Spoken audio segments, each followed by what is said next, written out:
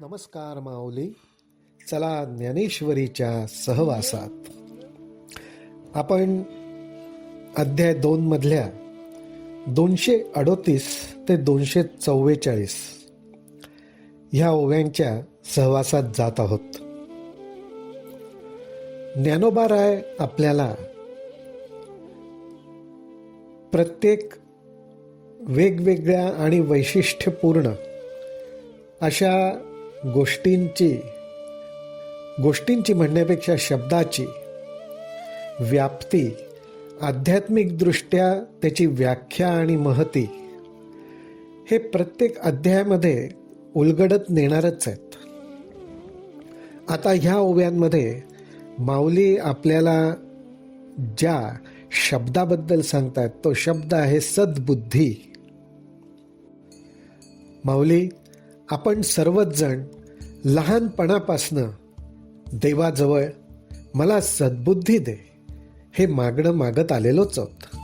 आपल्या सर्वांना ते आठवत असेलच.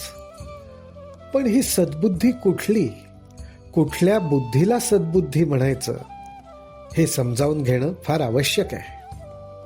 आज अर्जुन बुद्धिमान होता, शूरवीर होता, क्षात्र धर्माचा पालन करणारा होता, ज्याची कीर्ती तिन्ही लोकांमध्ये पसरलेली होती.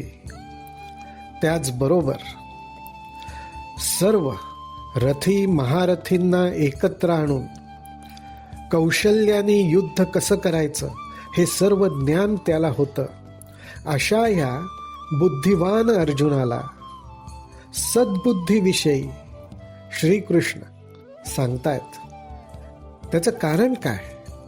त्याचं कारण जैसी दीप कळिका धाकुटी परी बहुतेजाते प्रगटी तैसी सद्बुद्धी हे थेकुटी म्हणो नये. ज्ञानोबाराय सांगतायत, ज्याप्रमाणे छोटीशी दिव्याची ज्योत, दीपकळिका, छोटीशी लहानशी मिणमिणती दिव्याची ज्योत, परंतु तिच्यामध्ये सुद्धा अंधकाराला हटवण्याचं, घालवण्याचं, नाहीसं करण्याचं सामर्थ्य असतं. त्याचप्रमाणे मिणमिणती छोटीशी लहानशी का होईना सद्बुद्धी ही संपूर्ण अज्ञानाच्या अंधकारावर मात करू शकते.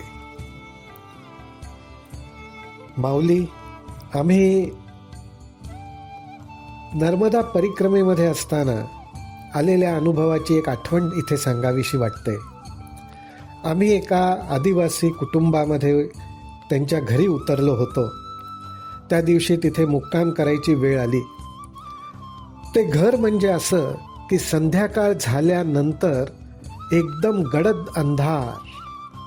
त्या घरात लाईट नाही, इलेक्ट्रिसिटी नाही, आणि अंधार किती गडद, डोळ्यासमोरचं तर दिसत नव्हतंच, परंतु आपल्या डोळ्यामध्ये बोट घालायचं तरी डोळे कुठे हे शोधावे लागतील, इतका अंधार पसरला. परंतु तेवढ्यात त्या घरातल्या मैयाने एक लहानसा दिवा लावला आणि माऊली, अक्षरशः 1 मिनिटाच्या आत त्या लहानशा दिव्याच्या प्रकाशामध्ये आम्ही व्यवस्थित वावरू लागलो. अशी ही ताकद त्या लहानशा ज्योतीमध्ये आहे की गडद अंधकारावर सुद्धा ती मात करू शकते. आणि आपण परत एकदा आपली वाटचाल करू शकतो. हीच गोष्ट आम्हाला परिक्रमेत असताना आठवली.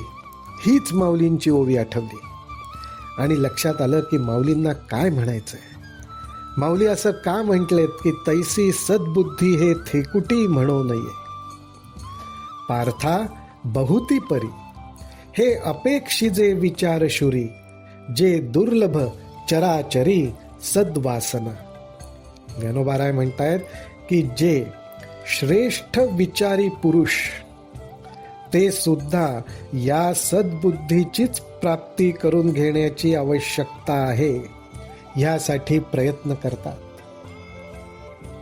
उदाहरणच घ्यायचं झालं तर एखाद्या प्रोफेशनमध्ये अनेक हुशार व्यक्ती असतील, परंतु त्या प्रोफेशनमधले एक्सपर्ट कोण? तर एक्सपर्ट लोक मात्र मुठभरच असतील. त्याचप्रमाणे बुद्धिवान अनेक जण असतील, पण सद्बुद्धीची ओढ मात्र मोजक्याच लोकांना असेल. पण ही सद्बुद्धी कशी? कशाला सद्बुद्धी म्हणतात? तैसी दुर्लभ जे सद्बुद्धी, जिये परमात्माची अवधी, जैसा गंगेसी उदधी निरंतर. ज्ञानोबा सांगतायत की ही सद्बुद्धी दुर्लभ आहे. असं आम्ही का म्हणतो? तर जी बुद्धी परमात्म्याकडे, आत्मतत्वाकडे, आत्मचिंतनाकडे प्रवाहित होत असते आणि आत्मस्वरूपाला जाऊन मिळायची ओढच ज्या बुद्धीला लागलेली आहे, त्या बुद्धीला आम्ही सद्बुद्धी मानतो. अशी आपल्या ज्ञानोबारायांची भूमिका आहे. आणि हे जे बुद्धीचं वाहणं आहे, धावणं आहे, ते कसं? तर ज्याप्रमाणे गंगेचा प्रवाह निरंतर सागराच्या दिशेनेच वाहत असतो आणि सागराला जाऊन मिळायचं हाच तो एक निश्चय असतो, त्याप्रमाणे ज्या बुद्धीमध्ये हा निश्चय झालाय की मी प्रवाहित होईन पण परमेश्वर स्वरूपालाच जाऊन मिळेन, ती सद्बुद्धी. आणि ही सद्बुद्धी दुर्लभ का? तर ज्ञानोबाराय म्हणतायत, ज्याप्रमाणे अनेक रत्न, माणिक, अनेक उत्तम प्रकारचे दगड असतील, परंतु परीस मात्र एकच. अनेक प्रकारचे ग्रहांचे रत्न आपण घातली, खडे घातले, पण त्याची तुलना परिसाशी करता येणार नाही. त्याचबरोबर माऊली म्हणतात की दैवामध्ये, नशिबामध्ये योग असेल तरच अमृताचा एक थेंब मिळू शकतो. आज माऊली ह्या दृष्टांताने आपल्याला सद्बुद्धीची महती सांगतायत की सद्बुद्धी कशी आहे? तर परिसाप्रमाणे आहे, किंवा अमृताचा एखादा थेंब मिळावा तशी ही सद्बुद्धी आहे. त्यामुळे माऊली आपल्या बुद्धीला जर परमात्म स्वरूपाकडे, आपल्या आराध्य देवतेकडे, इष्ट देवतेकडे जायची ओढ लागत असेल तर हे आपल्या सर्वांचं भाग्यच आहे. ज्ञानोबारायांची आपल्यावर कृपाच आहे. म्हणून ज्ञानोबाराय म्हणतायत, तैसा ईश्वरा वाचुनी काही, जिये आणिक लहाणे नाही, ते एकची बुद्धी पाही अर्जुना जगी. ज्ञानोबारायांना बुद्धीमध्ये, अनेक प्रकारच्या बुद्धीमध्ये एकच बुद्धी विशेष करून जगात दिसते की जी खास आहे. ती कुठली? तर ज्या बुद्धीला परमेश्वरा वाचून दुसरं काहीही आवडत नाही, परमेश्वराशिवाय दुसऱ्या कुठल्या ठिकाणी ती स्थिर राहू शकत नाही, त्या बुद्धीची धाव सतत परमेश्वराविषयी आणि परमेश्वराकडेच असते. आणि अशी जी बुद्धी ज्यांना प्राप्त होते त्यांना सद्बुद्धी प्राप्त झाली असे समजावं. बाकी अनेक प्रकारच्या, असंख्य प्रकारच्या वेगवेगळ्या बुद्धी आपल्याला दिसतील, परंतु त्या बुद्धींना अर्थ नाही. अर्थ आहे, पण त्या बुद्धींचं स्वरूप कसं आहे? तर विकारयुक्त, म्हणजे विषयाला धरून आहे. म्हणून ज्ञानोबाराय म्हणतात, येरी ते दुर्मती, जे बहुदा असे विकरती, तेथ निरंतर रमती अविवेकीये. इथे अविवेकीये हा शब्द ज्ञानोबाराय वापरतात. अविवेकी माणूस किंवा व्यक्ती म्हणजे तोच ज्याची बुद्धी परमेश्वर सोडून इतर अनेक गोष्टींमध्ये कायम स्वरूपात रमते, तो अविवेकी.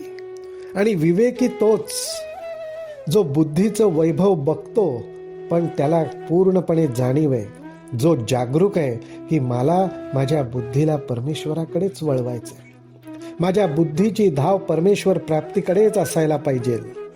ह्या बाबतीत त्याच्या मनात कुठलाही विकार नसतो, शंका नसते. पण ज्यांच्या बुद्धीमध्ये विषयाला धरूनच वाहण्याची ओढ आहे त्याच्यासाठी सुद्धा परमेश्वराने व्यवस्था केलेली आहे.